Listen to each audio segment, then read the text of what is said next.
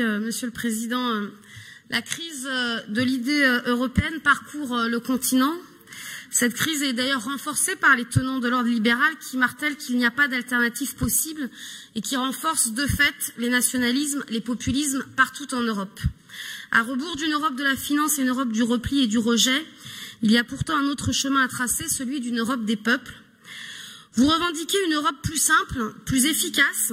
On aurait envie de vous suivre, mais comment prendre position sans que notre Assemblée n'ait pu avoir un débat sur l'usage des crédits européens dans notre région? La transparence sur ce sujet aurait le mérite de donner la force à cette prise de position régionale.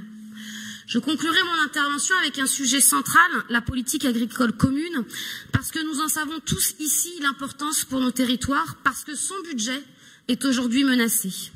Pourtant, les défis agricoles, environnementaux devraient conduire l'Union européenne à ce budget avec une PAC remaniée, tournée vers l'objectif de souveraineté alimentaire plutôt que vers les échanges sur le marché international.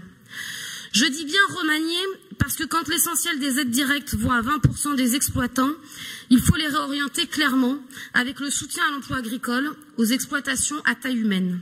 Il faut rééquilibrer l'aide directe parce qu'avec une moyenne d'âge des agriculteurs qui s'élève à 55 ans, le simple renouvellement démographique représente un gisement phénoménal d'emplois agricoles. Encore faut-il que la PAC fournisse des aides à l'installation digne de ce nom et redistribue les fonds européens vers les agriculteurs les plus fragiles.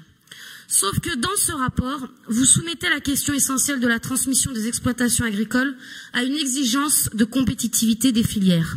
Vous évitez le sujet qui préoccupe nos agriculteurs, le niveau de vie décent et donc le besoin de régulation du marché.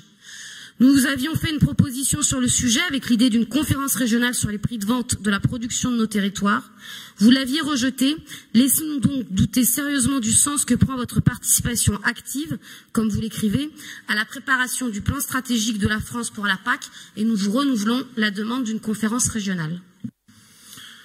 Merci Madame Cukierman et merci de votre implication aussi sur les sujets agricoles. Je sais que vous y êtes très attentive et notamment dans votre département, mais pas seulement.